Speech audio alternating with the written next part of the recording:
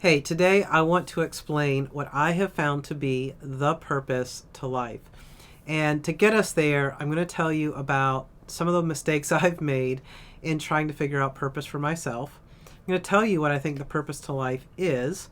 And then I'm going to explain the number one roadblock I've had in accepting that that is the purpose to life. And so by the end of this video, I hope you will have clarity on the purpose of life, but I also hope you'll have excitement and joy in leaning into this and joining me and working this out together.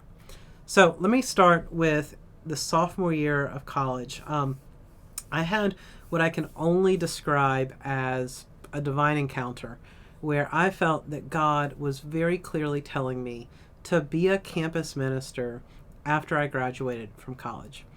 And so 2 years later, it's my senior year, it's time to make a decision, and I still feel that I am being directed by God to go into campus ministry. And so I go for it. And with the help of a lot of people, I raise the support I need, and I serve students at Emory for a year, and then I go to Memphis, and I'm serving students at my alma mater at Rhodes College, and invest in students at LeMoyne-Owen College. And then after 2 years there, I moved to Boston to do my MDiv at Gordon Conwell, and I began to do campus ministry at Harvard. And I ended up being at Harvard for 7 years. Now, that's 10 years if you've been adding it up. And over the course of that 10 years, I began to feel like I was a campus minister. That became my identity, and it became my purpose in life to serve students. And that was the whole world I lived in. And so along the way, like I earned my MDiv, I got married, we had a daughter, and I integrated, being married and having a daughter into my life, and was very, very committed to my family. But there was a sense in which I saw myself as a campus minister, and that was my purpose in life, to be a campus minister. So at some point, I felt released from that enough to move back to Atlanta to be closer to my extended family. And in that move, I was very thankful when it worked out for me to work with Ravi Zacharias at Ravi Zacharias International Ministries. And very quickly, I shifted my identity from I am a campus minister to I work for Ravi Zacharias, and I am an employee at RZIM. And this really went to my head. And whenever I talked to someone at church or another Christian, and they said, "What do you do for work?" And I said, "I work for Ravi Zacharias." A lot of the time, people were very impressed, and they would want to hear a story about Ravi, or what's it like working for him, and all of this stuff. And of course, if I talked to someone who wasn't a Christian, they were like, "That's weird. I don't really care." And we talked about, something else. But again, it became kind of my identity that I work at RZIM. And this was my purpose in life. And so as a campus minister, it was like, my purpose is to help students at Harvard, flourish in their faith and know Jesus and grow to maturity as Christians. And then it took kind of what felt like a step up at RZIM, like we are changing the world. We have offices everywhere. We are hearing stories of people coming to faith or growing in faith every day. I'm part of a global enterprise. And so in January of 2021, when I resigned from RZIM, because I'd been bullied and spiritually manipulated, and I wanted to stand up for the women that Ravi had violated in awful ways. And for the first time in my life, I was unemployed. And so after I dropped the kids off at school, I did not know what to do with my time or with myself. And I had an identity crisis. Like, who am I without a job? Who am I without, when people say, "What do you do?" And I say, "I don't know. I'm figuring it out." That was very uncomfortable. And I didn't have a good answer for myself, my family, my community about what I did for work. And it took me a period of time to recover enough. And then with a board of directors, we started Uncommon Pursuit in late 2021.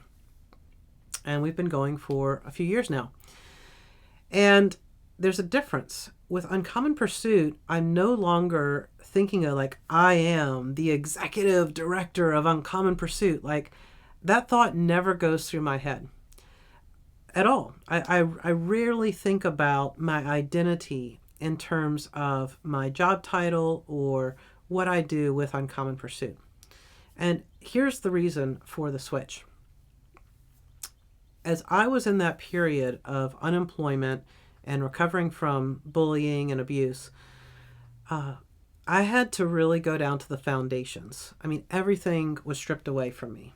And I had to really reevaluate everything I believed, all my convictions, which direction is up. And as I went through that process of reconnecting to God in a new way, in a deeper way, in a more authentic way, I realized that defining myself by my job was not the right place to be looking. It was too shallow. It was the shell. It was like judging myself by the clothes I wear. It didn't go deep enough into the heart of reality. And so let me tell you what I think my purpose in life is and what I think the purpose to life is. And it's so simple, you may be disappointed with what I have to share. But as I've been studying the Sermon on the Mount, and by extension the rest of the Gospel of Matthew, in Matthew 22, a teacher of the law comes up to Jesus and says, "Teacher, what is the greatest commandment?" And Jesus says, "Love the Lord your God with all your heart, mind, soul, and strength. The second is like it, love your neighbor as yourself. And on these two hang all the law and the prophets." Now, if you're a Christian, you've heard those verses before, and you've heard that idea before. But this idea of loving God and loving your neighbor, that wasn't something that I necessarily understood as my life purpose when I was doing campus ministry at Harvard or I was working for Ravi Zacharias.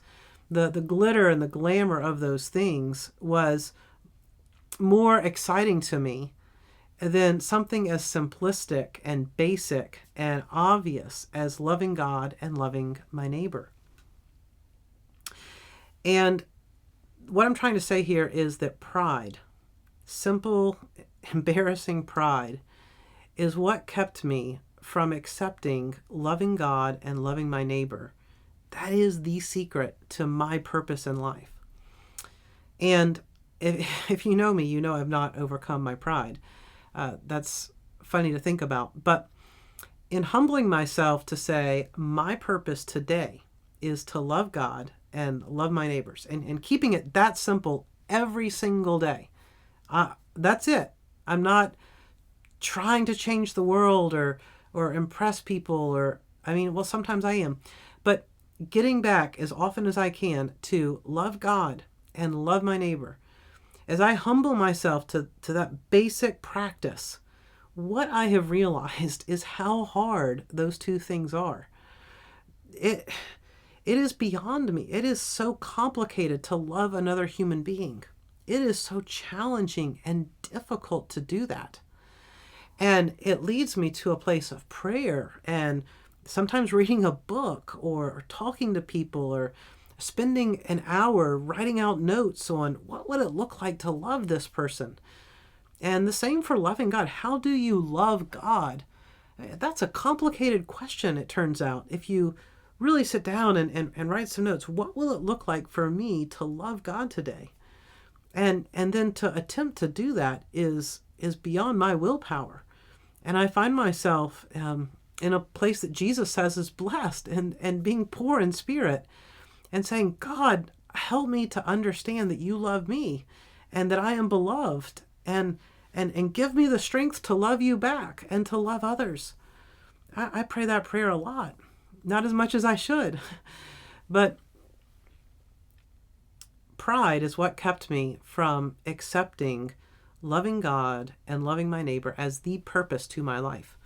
Even though Jesus says that on these two hang all the law and the prophets, he's already summed it up for us. He's already made it as clear as it can be. And so here's what I want to ask.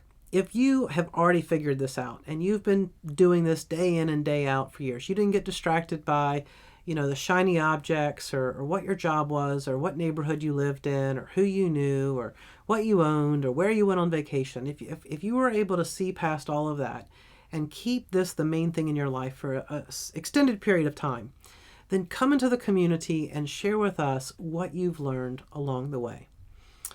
And if you're at a place where obviously, of course, I know I should love God and love my neighbor, but it's not something that changes how you deal with a difficult coworker or changes how you parent or changes your daily decision making. It's not integrated into who you are and how you live. Then I invite you to join the community too and tell us what would you see as the roadblock to living this way, so that loving God and loving your neighbor becomes like breathing. It becomes second nature. It becomes the actual purpose of your life. And we'd love to encourage you along the way. So look, for a lot of my life, I've gotten caught up in defining myself and my purpose in light of the job I had. And I'm trying not to get caught up in that with Uncommon Pursuit. And this has helped me enormously. And so I hope it helps you too. This is my effort to love you and create something that helps you. So if you enjoyed it, please like it, please comment, please subscribe, please share it with some friends. All of that will really help a lot of people get their purpose in life straight. So thanks for listening, and I hope to see you next time.